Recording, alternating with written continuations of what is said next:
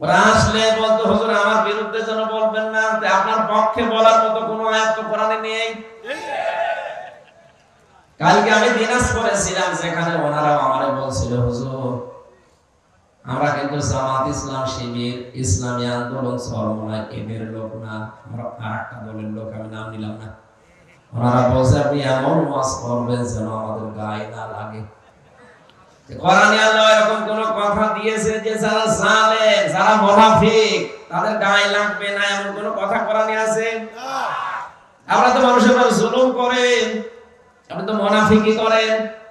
আপনার পক্ষে বলার মতো কোনো আয়াত তো কোরআনে আল্লাহ দেয়নি, আমি পাবো কোথায়? আমি কি নিজে বানাবো? ছেড়ে যাওয়ার আগে 19 সালে একবার গিয়েছিলাম খুলনা, ওই রূপসা থানার পাশে। আমাকে সভাপতি যিনি বলছে হুজুর এখানে রাজনৈতিক দলের বিভিন্ন দলের লোকজন শুনতে এসেছে, আপনার রাজনৈতিক কোনো কথা বলার দরকার নেই, আপনি পারিবারিক জীবনে স্বামী স্ত্রীর কথা বলেন। ঠিক আছে, স্বামী স্ত্রীর গন্ডগোল কেন হয় আর একটা মেটানোর পদ্ধতি কি? আল্লাহ 5টা সূরা দিয়েছেন, সূরা নিসা 34-35 নম্বর আয়াতে। ওখান থেকে শুরু করলাম তাফসীর করা, শেষ করার পর ওনার বাড়িতে গেলাম খাবার খাওয়ার জন্য। দেখি কথা বলছে না, মুখ গোমরা করে আছে। কি গো, কি কথা বলে না কেন? আরে ভাই আপনাকে না, কি হলো? ভালোই তো ছিল, আপনার মন মতো তো ওয়াজ করলাম। আমার বলছে হুজুর আমার বড় সাথে আমার আজকে গন্ডগোল হয়েছে, আপনাকে কে বলি দিয়েছে বলেন? কে বলে না, আপনি যা যা বললেন ওইটা আজকে সব আমার হয়েছে। আমার কেউ বলে দিয়েছে না? দিয়েছে। 1500 বছর আগে আল্লাহ আমাকে জানিয়ে দিয়েছে যে এই কারণে পরিবারে গন্ডগোল হয়। কথা বলেন না? ওইটা বললে যে ওনার বিরুদ্ধে যাবে আমি জানতাম, সব গেছে ওনার বিরুদ্ধে। শেষে দেখলাম আসার সময় বিদায় আদায় সমস্যা। এটা আজকে আমি যেটাতে আরম্ভ করতে চাই, তো খেয়াল করে শুনবেন। আমি গতানুগতিক কথা বলি না, চিন্তা ভাবনা করে ওখান থেকে শিক্ষা নিয়ে আসার চেষ্টা চালাই। 1500 বছর আগে কোরআনের আলোচনায় বাধা দিয়ে ওরা যদি কাফের হিসাবে পরিগণিত হয়, ওই মানুষগুলোর যদি মারা গেলে জানাজা না হয়, কবরে দেওয়া না হয়, 15.5 বছরে যারা কোরআনে বাধা দিয়েছে ওরা কাফের। ওরা মারা গেলে ওদের জানাজা নেই, কবর নেই, পুড়িয়ে ফেলেন। কারণ তো এমনি তো জাহান্নামে যাবে, আগে দিয়ে দিন। সূরা আল ইমরানের আয়াতে আল্লাহ হাদা বায়ানুল লিন-নাস, আল্লাহ ইঙ্গিত দিয়েছেন এই যে একটা বয়ান এখন যেটা করা হচ্ছে এটা কিন্তু মানুষের জন্য, মরা মানুষ না, জীবিত মানুষদের জন্য।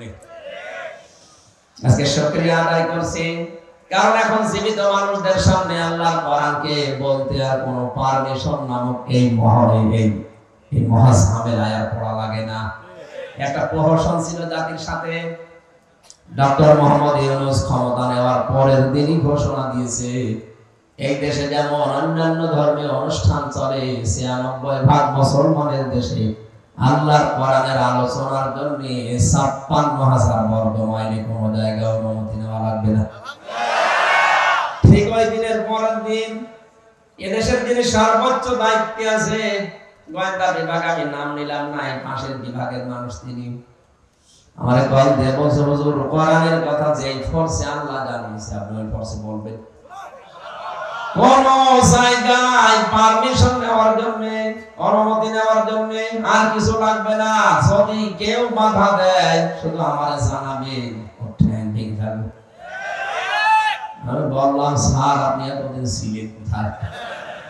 আমার বলছে হুজুর আমি নতুন দায়িত্ব পেয়েছি, আমি এতদিন ছিলাম না। আমিও ছিলাম এরকম বৈষম্যের শিকার। এখন আল্লাহ আমার দায়িত্ব যখন দিয়েছে, মুসলমান হিসাবে যা করার আমি করব। কোরআনের কথা আপনারা বলবেন, যেভাবে আল্লাহ বলতে বলেছেন আমরা সেইভাবেই বলবো ইনশাআল্লাহ। সূরা নিসা 5 নাম্বার পারা 2 নাম্বার পৃষ্ঠা 11 নাম্বার লাইনে আছে, 34 নাম্বার আয়াতের প্রথম অংশে আর-রিজালু কাওয়ামুনা আলান নিসা ইলা আখির আয়াত।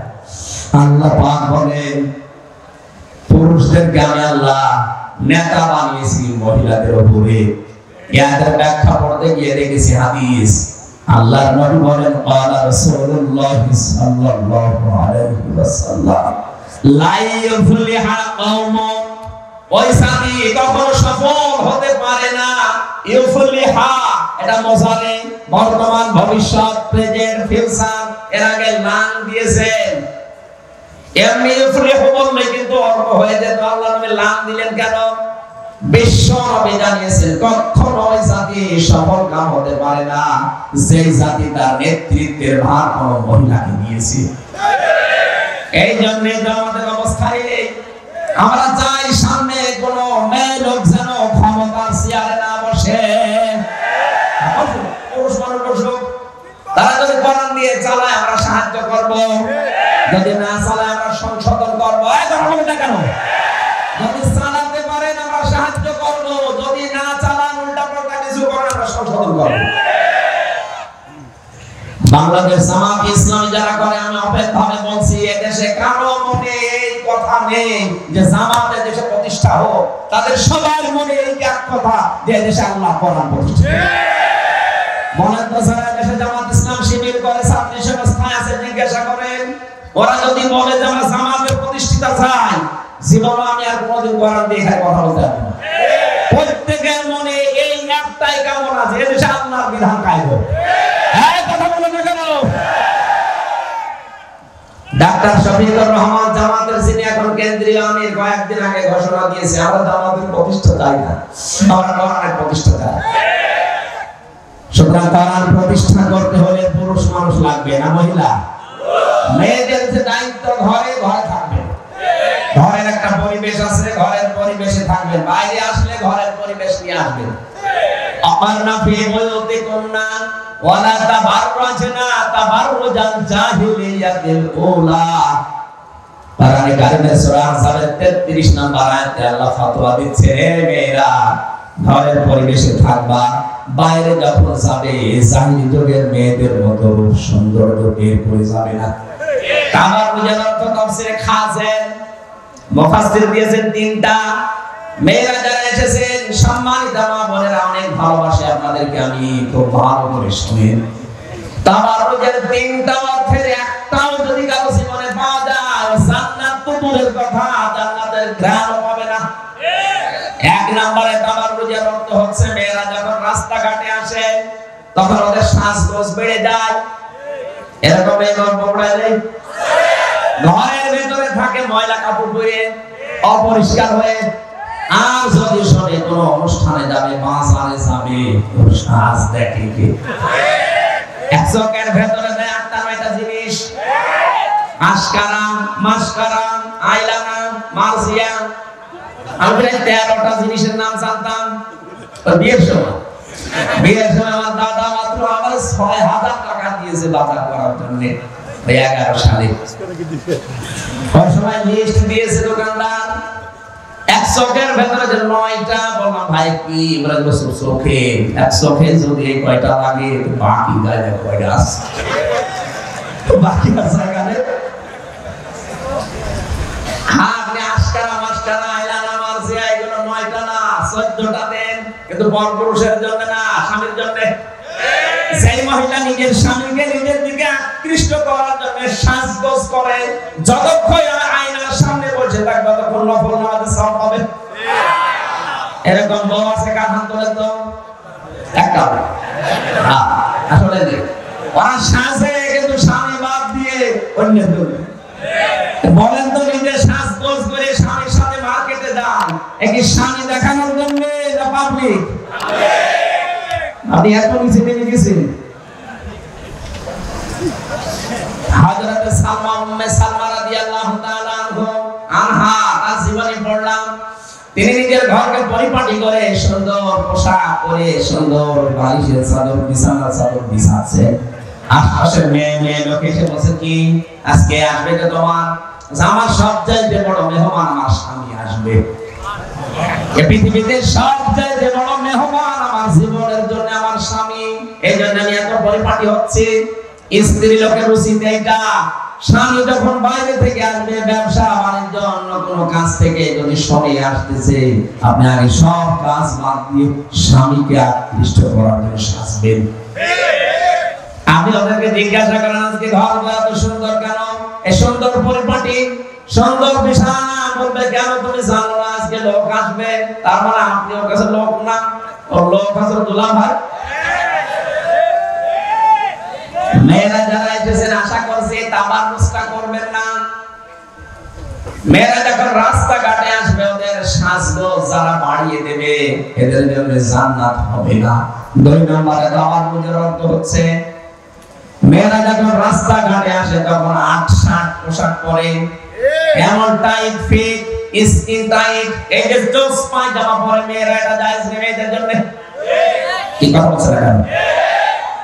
এত ছোট পোশাক বানায় শয়তান পর্যন্ত চোখ মনে হয় দিতে পারবে না। আমি বিশ্ববিদ্যালয়ে যখন পড়তাম ওই সময়ের কথা, ওই যে মজফরপুর গোল চত্বরে একবার দেখি এক লোক বউ নিয়ে যাচ্ছে, সালাম দিলাম, জবাব দেওয়ার পরে বললাম ভাই কে, পেছনে ভাবি। ভাবি একই পরিয়েছে নাকি শাড়ি না মশারি, একবার তাকানোর পরে তাকানো যাচ্ছে না। আমার কানের কাছে মুখ নিয়ে বসে, হুজুর আমি আর কত দেখবো, এলাকার মানুষের হক নেই, ও হক আদায় করে বেড়াচ্ছে।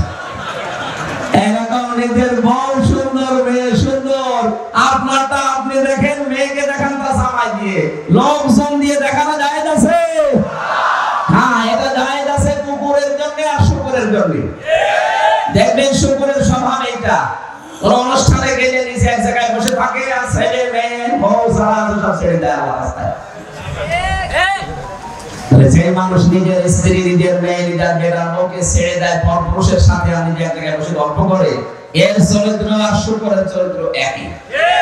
হ্যাঁ, কথা বলে না কেন? কোন পার্থক্য আছে না। মেয়েরা যখন রাস্তাঘাটে আসবে ওদের পোশাক হবে ঢিলা ঢালা, কথা বলে না কেন? 4 পিসের জায়গায় 3 পিস, এর মানে 2 পিস, এরপরে এখন 1 পিস। আমার মনে হয় চলতে থাকলে দেখবেন 8 পিস। তার মধ্যে 3 নাম্বার অর্থে পেয়েছি মেয়েরা যখন রাস্তাঘাটে তখন মজা হেলে দুলি চলে, এটা জায়েজ নেই মেয়েদের জন্য। 3টা বললাম, একটু মিলান তো। আমাদের ভেতরে কোন মহিলার যদি এই 3টার একটাও থাকে, জান্নাত দূরের কথা জান্নাতের ঘ্রাণও আপনি পাবেন না। আমি আপনাকে বাঁচাতে চাই। পৃথিবীর নেতৃত্ব দেওয়ার জন্য পুরুষ মানুষ, মহিলার নেতৃত্ব দেওয়া জায়েজ নেই। এর কয়েকটা কারণ আল্লাহ দিয়েছেন, বিমা ফাদ্দালাল্লাহু বা'দাহুম আলা বা'দ ওয়া বিমা আনফাকু মিন আমওয়ালিহিম। কয়েকটা কারণ আল্লাহ এখানে বর্ণনা দিচ্ছেন যে কেন পুরুষ মানুষ নেতৃত্ব দেবে, মহিলারা কেন তাদের আন্ডারে থাকবে। আজকে থেকে ফতোয়া ক্লিয়ার, পৃথিবীতে কোনো মহিলা নেতৃত্ব দিতে পারবে না। যদি কোনো দলের হাল কোনো মহিলা ধরে, ওই দলে আপনি থাকবেন না। থাকবেন ওই দলে যে দলে পুরুষ মানুষ নেতা, যাদের জ্ঞান আছে, যারা ফাসাদ সৃষ্টি করতে চায় না, যারা সংশোধনের জন্য চেষ্টা চালায়। কথা বলে না কেন? আর বাকিগুলো বলবো, আমি সবগুলো তাফসীর থেকে নোট করেছি। 5 নাম্বারটা, ওই মানুষকে নেতা বানা যাবে না। ওমা ওয়ালা তুতিউ মান আগফালনা কলবাহু আন যিকরিনা ওয়াত্তাবা হাওয়াহু ওয়া কানা আমরুহু ফুরতা। বলেন আল্লাহু আকবার। সূরা কাহফ 28 নম্বর আয়াতের শেষের দিকে আছে, আল্লাহ বলেন ওদের অনুসরণ করব না যারা আল্লাহর জিকির থেকে, আল্লাহর স্মরণ থেকে গাফেল হয়ে গেছে, নিজের মন মতো যারা জীবন চালায়। এদেশে নেই, না ধরা লাগবে আপনার। এরপরও যদি কেউ না বোঝার ভান করে থাকে, আমার মনে হয় আপনার কপালে হিদায়াত নেই। এই 5টা গুণ বললাম, এগুলো আমাদের জীবনের সামনে যাদের দেখবো যে 5টায় মিলে যাচ্ছে, তাদেরকে নির্দ্বিধায় চোখ-কান বুঝে আপনি নেতা মেনে চলবে, জান্নাতে যেতে পারবে। আজকে তেলাওয়াত কিন্তু আয়াত যেটা পড়েছি সূরা শূরা 13 নম্বর আয়াত, মাত্র একটা আয়াত পড়েছি। এর ভিতরে আমি 5টা শিক্ষা বের করেছি তাফসীর থেকে। যদি আজকে আমরা তাফসীরুল কোরআন মাহফিলে বাড়ি নিয়ে যেতে পারি তবে মাহফিল সাকসেস। আব্দুল বারি ভাই বারবার আমাকে বলছিল অনুষ্ঠানটা মাত্র 2 দিনের না 1 দিনের হলো অসুবিধা নেই, যদি আমরা এই শিক্ষাগুলো নিয়ে বের যেতে পারি তাহলে মাহফিল 1 দিনই সাকসেস। কথা বলে রাখেন। সূরা শূরা, শূরা মানে সংসদ, শূরা মানে কি? এই যে সংসদের নাম শুনলে যে মানুষগুলো হুজুরদের টিটকারি মানে না হুজুর আমার সংসদ যাবে মানে, আরে ভাই সংসদে কারা যাবে, কেন যাবে, কি করা লাগবে? আল্লাহ এই সূরার ভিতরে প্রায় 13টা পয়েন্ট দিয়েছেন। আমরা আসেন তেলাওয়াত কি আয়াতের ব্যাখ্যায় যাই। শারা'a লাকুম মিনাদ দীনি মা ওয়াসসা বিহি নূহান ওয়াল্লাযী আওহায়না ইলাইকা ওয়া মা ওয়াসাইনা বিহি ইব্রাহিম ওয়া মূসা ওয়া ঈসা আন আকিমুদ্দীন ওয়া লা তাতাফাররাকু ফীহি ইলা আখির আয়াত। শারা শব্দ দিয়ে আল্লাহ আয়াত শুরু করলেন। শারা মানে নির্ধারিত করা, শারা মানে বিধিবদ্ধ করা, নির্ধারণ করে দেওয়া, ফাইনাল। আল্লাহ বলেন আমি নির্ধারিত করে দিয়েছি, বিধিবদ্ধ করে দিয়েছি তোমাদের জন্য মিনাদ দীনি মা ওয়াসা বিহি, ওই জীবন ব্যবস্থাকে, ওই দিনকে, ওই ধর্মকে আমি বিধিবদ্ধ করে দিলাম, তোমাদের উপরে আমি ওহী করলাম। হে নবী আপনাকে আমি ওহী করেছি, শুধু তা না, আপনার আগে আমি নূহ নবীকে ওহী করেছিলাম। নূহ নবীর নাম আল্লাহ প্রথমে কেন দিলেন? হযরত আদমের পরে হযরত নূহ ছিলেন রাসূল এবং শরীয়তের বিধান তিনি পেয়েছিলেন। ওই জায়গা থেকে শরীয়তের বিধিবিধান শুরু হয়ে যায়। লিকুল্লি উম্মাতিন জাআলনা লিকুল্লি জাআলনা মিনকুম শিরআতান ওয়া মিনহাজা। প্রত্যেকটি জাতির জন্য আলাদা আলাদা শরীয়ত আমার আল্লাহ এই দুনিয়ায় নাযিল করেছিলেন, নির্ধারিত করে দিয়েছিলেন তাদের জন্য। আমি আজ থেকে মূল শিক্ষা যেগুলো বের করেছি খুব তাড়াতাড়ি বলছি। এখানে 4 জন বড় বড় নবীর একেবারে স্পষ্ট নাম আছে। ওয়াল্লাযী আওহায়না ইলাইকা, আপনার প্রতিও আমি এই একই ওহী করলাম। মা ওয়াসা বিহি নূহা ওয়াল্লাযী আওহায়না ইলাইকা ওয়া মা ওয়াসাইনা বিহি ইব্রাহিমা ওয়া মূসা ওয়া ঈসা। নূহ নবীর নাম আল্লাহ প্রথমে দিয়েছেন, এখান থেকে শরীয়ত শুরু। 2 নম্বরে ইব্রাহিম, মূসা, ঈসা, এই পাওয়ারফুল নবীদের নাম দিয়ে আল্লাহ জানালেন আকিমুদ্দীন, তাদের প্রত্যেককে বলেছিলাম আমার বিধান কায়েম করো। ওয়ালা তাতাফাররাকু ফি, এই বিষয়ে কোনো মতপার্থক্য চলবে না। মা তাদউহুম ইলাই কাবুরা আলাল মুশরিকিনা মা তাদউহুম ইলাই। হে নবী আপনি যখন এই পথে মানুষকে ডাকবেন, সবচেয়ে বেশি দুর্বহ, দুষ্কর্ম, সবচেয়ে বেশি কষ্ট লাগবে, অসহ্য লাগবে, খারাপ লাগবে মুশরিকদের কাছে। সুতরাং আল্লাহর দ্বীন কায়েমের কথা বললে এই দেশে এসে যে দল করুক না কেন, যদি মুশরিক হয় তার কাছে খারাপ লাগবে। আজকে প্রমাণ হয়ে যাবে আপনি কি আসলে মুমিন না মুশরিক। আল্লাহু ইয়াজতাবি ইলাইহি মাইয়াশা, আল্লাহ যাকে পছন্দ করেন, যাকে নির্বাচিত করেন, ইয়াজতাবি, নির্বাচনের মাধ্যমে আল্লাহ যাকে নির্বাচিত করেন, এই মানুষটাকে দিয়ে আল্লাহ দ্বীন কায়েমের জন্য নির্ধারিত করেন।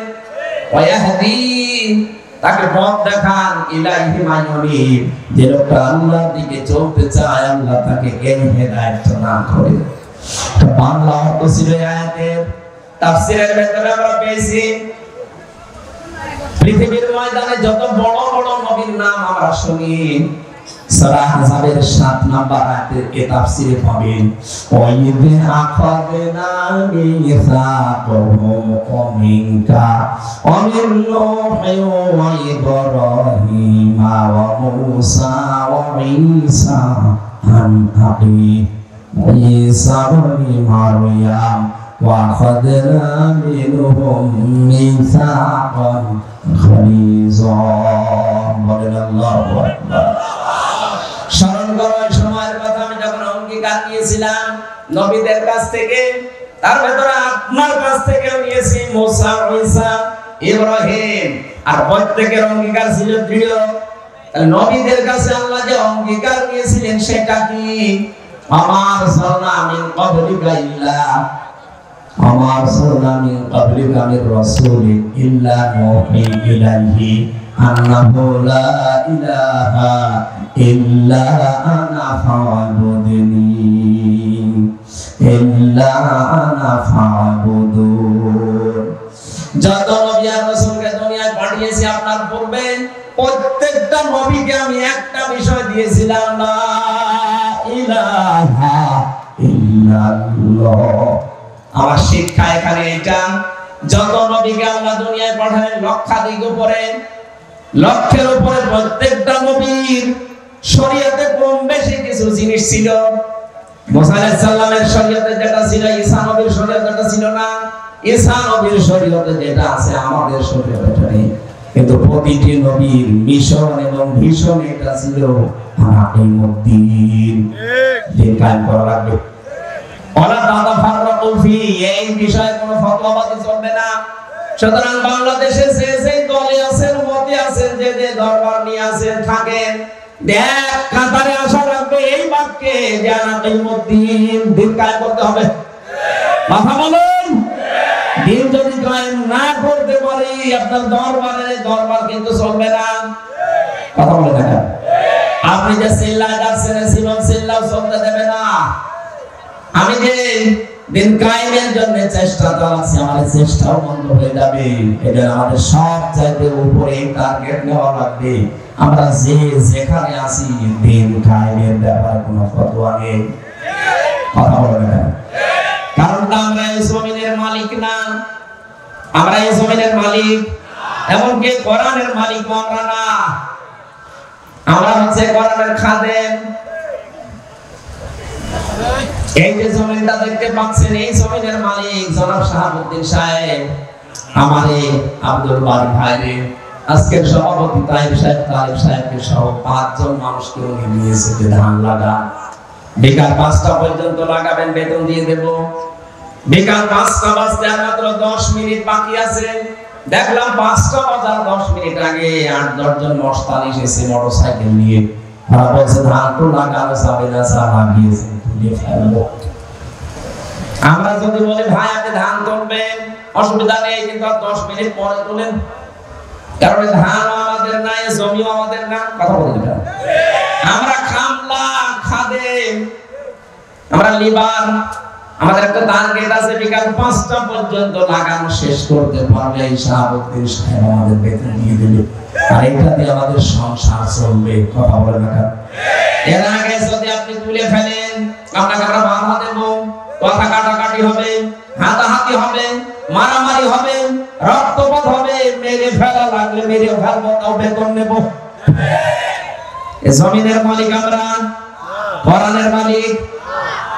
53 বছর বহু মানুষ কোরআনের খাদেম যারা চেষ্টা চালাচ্ছে আল্লাহর জমিনে আল্লাহর বিধানকে পালন করার জন্য, কিন্তু দেখতে পাচ্ছি অনেক মস্তান বসের মানুষেরা বাধা দিচ্ছে। শুধু বাধা না, ধান তুলে ফেলার চেষ্টা আছে। এজন্য আমরা সংখ্যায় যদিও কম, লেবার মাত্র 5 জন, আমরা চেষ্টা চালিয়ে যাচ্ছি। ওয়াবুদু রাব্বাকা হাত্তা ইয়াতিয়াকাল ইয়াকিন, ইবাদত করা পর্যন্ত যতদিন মরণ না আসে। বিকাল 5টা মানে জীবনের শেষ দিন, জীবনের শেষ দিন পর্যন্ত চেষ্টা চালিয়ে যেতে থাকবো। যদি কেউ এর ভেতরে মারা দিতে আসে, এই কোরআন কায়েম করা কি মারামারি হবে, হাতাহাতি হবে, রক্তপাত হবে। যদি মেরে ফেলা লাগে মেরেও ফেলবো।